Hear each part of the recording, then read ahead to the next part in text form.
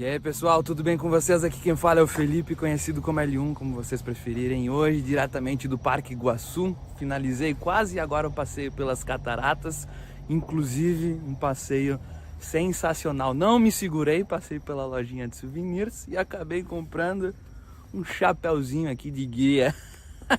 Bem, vocês terão que aguentar essa cara de bolacha com esse chapéuzinho. E vou aproveitar para compartilhar com vocês em detalhes o carro da vez. Fiat Mobi Like modelo 2023. Esse é o carrinho que está me acompanhando nessa viagem aqui por Cascavel, Foz do Iguaçu. Certo? Inclusive, alguns aninhos atrás eu já tive a oportunidade de gravar esse carro, se eu não me engano, 2020. Se eu me lembrar, deixarei linkado na descrição.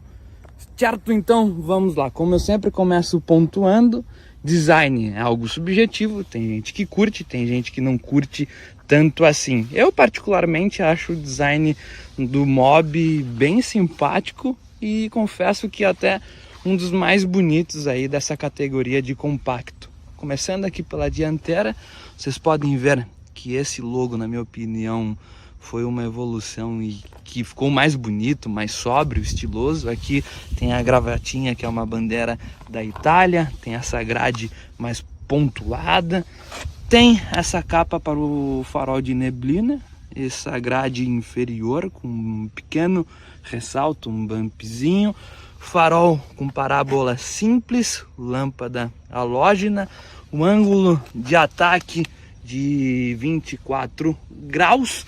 O que eu curti bastante nesse carro aqui, que eu acho que dá uma característica bem mais interessante, um pouquinho mais aventureira, deixa o carro mais estiloso e combina até com os outros pontos que são nessa coloração preto fosco, são os fenders. Eu curti bastante. Pelo que eu me lembro, no outro que eu gravei, que também era Like 2020, não tinha essa configuração, não tinha esses fenders. Então é um ponto bem positivo, na minha opinião caiu muito bem. Esse carro vem equipado com rodas de aço, aro 14, pneus 175/65, calotinha bem bonitinha, esse embleminha aqui em preto também eu achei bem legal. Retrovisor preto fosco, coluna blackout, abertura apenas através da chave. É um ponto negativo até pelo valor, mas eu entendo que é um carro para ser acessível, baixo custo. No entanto, isso no dia a dia, na prática, por exemplo, pela manhã eu fui colocar as malas no porta-malas e acabei me esquecendo e fui tentar abrir a porta do passageiro, e lá não tem esse bocalzinho aqui para abertura, então acaba dificultando um pouco em algumas coisas que são bestas no dia a dia. Tanque de combustível de 47 litros, um ponto positivo até pelo tamanho do carro, inclusive é maior do que o Tracker que temos em casa, que é um tanque de combustível de apenas 44 litros, né? Pelo tamanho do carro, a categoria, eu acho um baita pênalti. Freio a tambor, eixo de torção, a traseira tem um design bem bonitinho, que me agrada bastante. Digamos que é algo peculiar, porque tem gente que acha bonito, tem gente que não acha, né? Lanterna, para vocês verem aqui, focada. Aí vem aqui o ponto gigantesco de discussão. A tampa do porta-malas em vidro. É bonita, é charmosa? Sim, entretanto, é aquilo. Talvez longo prazo, em um uso severo mesmo, se um dia você tiver problema, é algo um pouco mais dificultoso, né, de trocar, porque diferente de uma tampa que em alguma batidinha você muitas das vezes consegue recuperar, isso daqui vai muito provavelmente espedaçar. Então qualquer coisa você perde a tampa e tem que adquirir novamente. É muito, muito fininho, né, pessoal?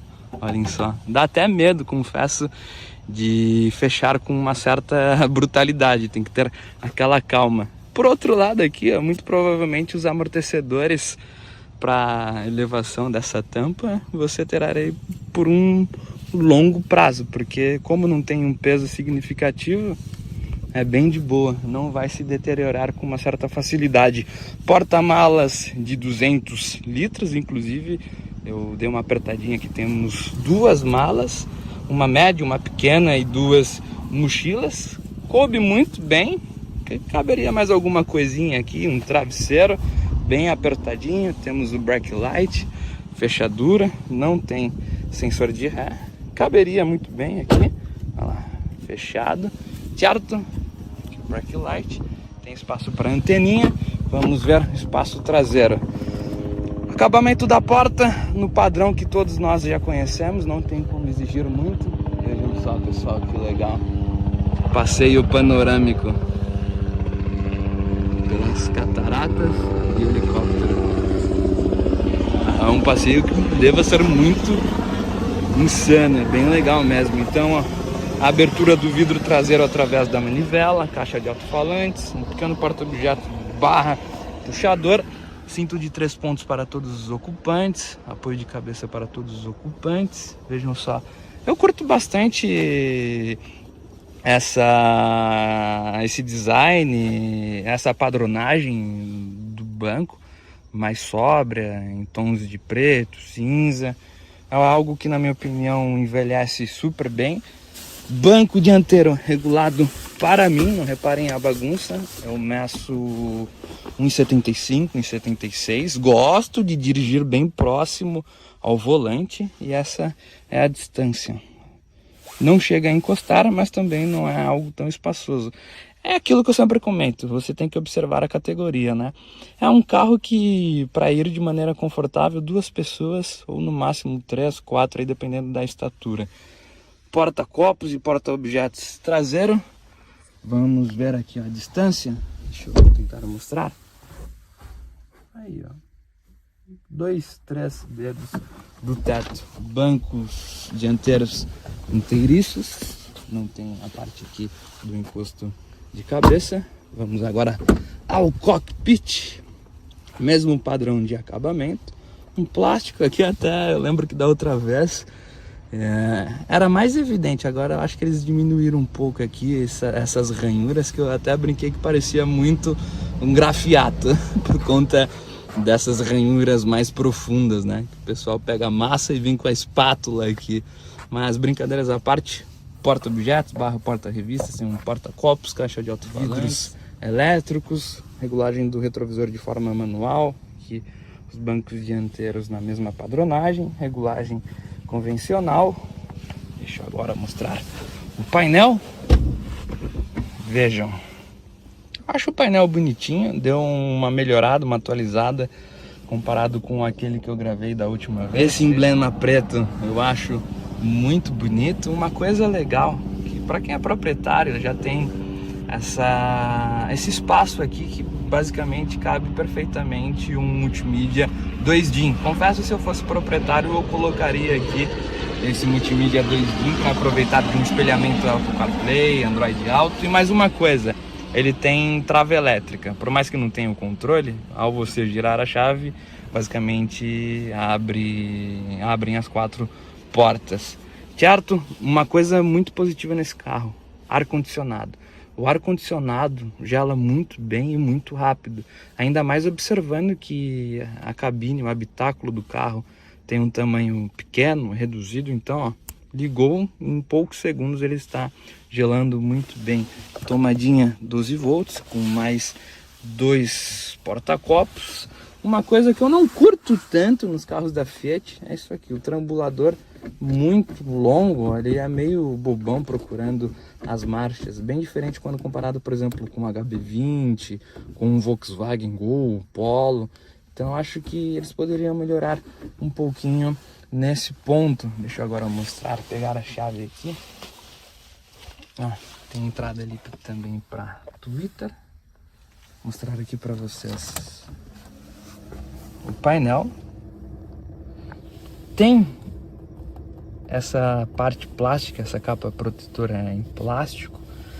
Ela reflete muito, principalmente quando você não tem película nos vidros. Então, quando bate um sol, reflete bastante.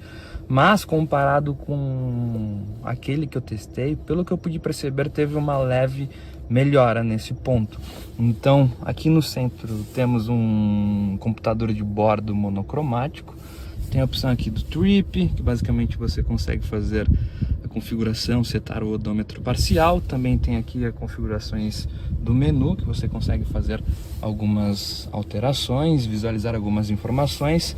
Conta-giros, aqui na esquerda, velocímetro e as demais luzes de informações. Ó, aqui de uninho, né? E dos antigos ainda.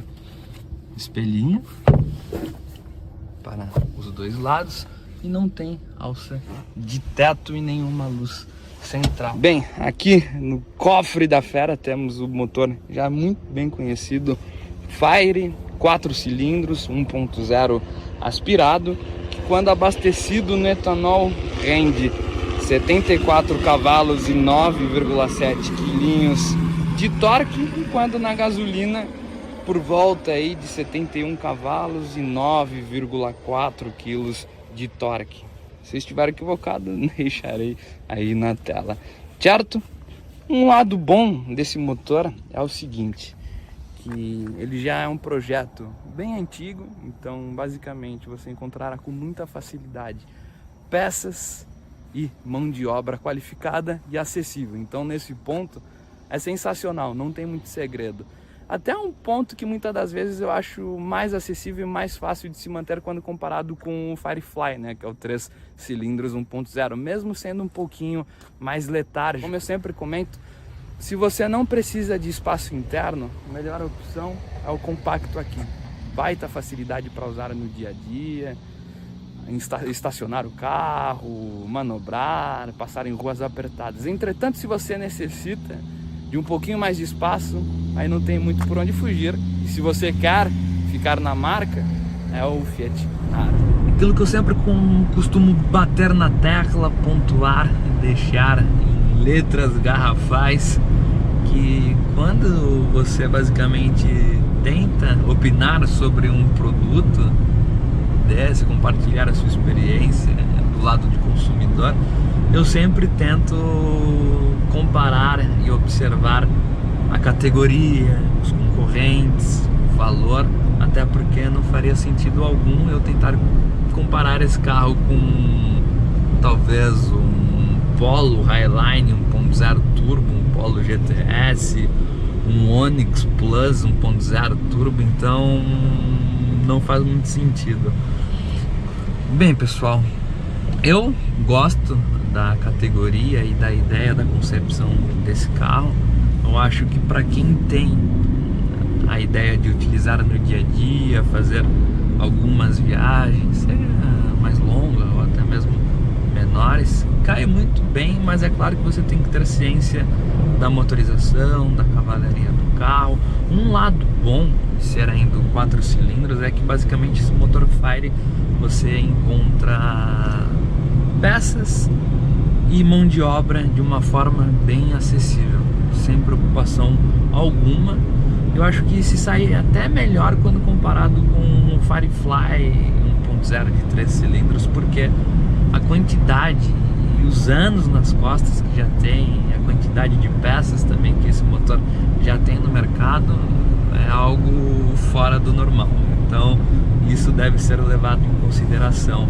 E basicamente, para você manter um carro desse, não despindará muito ali uma quantia grande do seu salário, das suas finanças, até porque a concepção é simples. Então, teoricamente, para-choque, um farol, usa roda em aço, aro 14, um 7565, que proporciona um bom conforto também.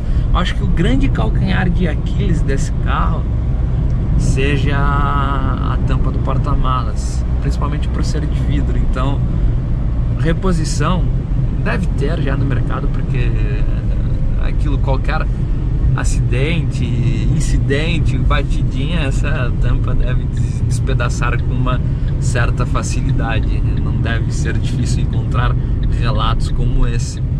Eu acho que talvez tivesse uma tampa de ferro, lata, alumínio, que seja, cairia melhor nesse ponto do longo período, né? Longo uso do carro. Então isso eu sinto um pouco de falta, né? Tem um lado design que fica legal, até mesmo redução de peso, mas talvez nesse ponto aí de incidentes possa acontecer, e o custo, pelo que eu me lembro que eu vi uma vez, era na casa aí dos R$800, se eu não estiver enganado. Mas no geral, pessoal, um ponto forte desse carro, comportamento dinâmico, observando a categoria, tá? Então, na minha opinião, o comportamento dinâmico dele para você pegar uma estradinha no ponto de estabilidade, curva, claro que também observando a velocidade, não vai querer fazer uma comparação entrando em uma curva 160 km por hora, longe disso, mas na minha opinião ele se sai melhor nesse ponto do comportamento dinâmico em si, quando comparado com o seu principal rival, que é o Renault Kwid. Eu gosto muito do Kwid também, mas esse daqui me agrada mais, tanto no conforto quanto na estabilidade. Então, ó, eu estou andando nesse trecho aqui que tem um pavimento bem acidentado, horrível por sinal, e o carro tá filtrando super bem. Aí vem o pneuzinho balão, a roda em aço, né, que não tem tanta frescura, o acerto de suspensão, Fiat manda muito bem quando o assunto é conforto, acerto de suspensão para utilizar nesse asfalto lunar que nós temos no Brasil, olhem só. Entretanto, uma coisa que a Fiat não manda muito bem, na minha opinião, é no quesito, a lombadinha apagada aqui, trambulador. Vejam só, eu acho o curso do trambulador aqui, dos engates, das marchas, muito longo. Isso não me agrada nada. Diferente, por exemplo, quando comparado com o Volkswagen da vida, até mesmo o HB20 e o Hyundai, que nesse ponto eles já acertaram muito a mão. Então eu acho que eles deveriam melhorar um pouquinho nesse quesito aqui, uma atualização. Tanque de combustível de 47 litros, então proporciona uma baita autonomia, tanto urbana quanto rodoviária. Esse carro, no uso urbano, abastecido no etanol na casa aí dos 10 a 11,5. Claro que tudo depende, como eu sempre comento, da geografia, quantidade de pessoas e modo de condução. Na gasolina, eu creio que ficará ali entre 11, 11,5, 12. É um carro relativamente econômico, pessoal. Na rodovia, para vocês terem ideia, eu consegui beliscar aí no etanol por volta de 12,5, 13,5. E na gasolina, creio que consiga beliscar por volta de 14 aqui. Claro que números mais extremos, tá? Prezando por uma condução eficiente, então trocando no tempo certo, não demandando muito da aceleração. Eu acho que basicamente esses são os principais pontos fortes dele: consumo, conforto, o quesito aí de ser um carro compacto, então você consegue utilizar no dia a dia com imensa facilidade, trafegar nas ruas mais estreitas, manobrar, estacionar. Eu particularmente curto muito um carro desse tamanho, como essa proposta é para usar no dia a dia. Espaço, 2 pessoas na boa, porta-malas de 200 litros, como vocês puderam ver na primeira parte do vídeo, umas malas ali, dá para 2 pessoas também viajar tranquilamente. Caso você sente um pouquinho mais de espaço interno e queira permanecer na marca, com o mesmo conjunto, talvez o Fiat Argo seja a solução. Só que, na minha opinião, o motor, esse conjunto, se sai muito melhor aqui por conta da relação peso-potência, né? Então, esse é o principal ponto. Hermano, segura aí, cara. E é isso aí, pessoal. Então, aqui é legal que, caso você queira colocar um multimídia 2D, você tem essa possibilidade. Uma coisa que eu não gosto é que nessa versão a abertura é somente através da chave. Acho que deveria ter um botãozinho ali, já que tem trava. Aqui deu uma boa melhorada. Eu não sei se eles estenderam ou trocaram o material, porque no 2020, quando eu dirigi, eu reclamei muito do reflexo. Ainda tem um pouco, mas era muito maior o reflexo. Eu não conseguia muitas das vezes ver a velocidade que eu estava trafegando. Então, nesse ponto, ó, bela atualização. E o ponto que mais me deixa abismado é o ar-condicionado. O ar-condicionado desse carrinho gela muito bem. Provavelmente tem um bom compressor e tudo mais, e tem a questão da cabine ser pequena, né, um habitáculo pequeno. Então ele gela muito mesmo e rápido. Então é um outro ponto super legal. E é isso aí, pessoal, vou finalizando o vídeo por aqui, espero que vocês tenham gostado. Caso você tenha um Fiat Mobi ou já tenha tido a experiência, compartilhe conosco no campo dos comentários, que com toda certeza será muito, mas muito bem-vinda aí essa discussão, para a galerinha trocar uma ideia, compartilhar opiniões e tudo mais. Aqui tem uma quantidade absurda de carros, olha só, ferro velho aqui, ó. Tem umas belas lasanhas aí para garimpar algumas peças aí. E é isso, para quem não é inscrito no canal, o trabalho de suspensão como vai super bem. Para quem não é inscrito no canal, considere se inscrever. Para quem não me segue no Instagram, siga lá, @livex, no lugar do Mi é o número 1. E até o próximo vídeo. Valeu, falou, fui!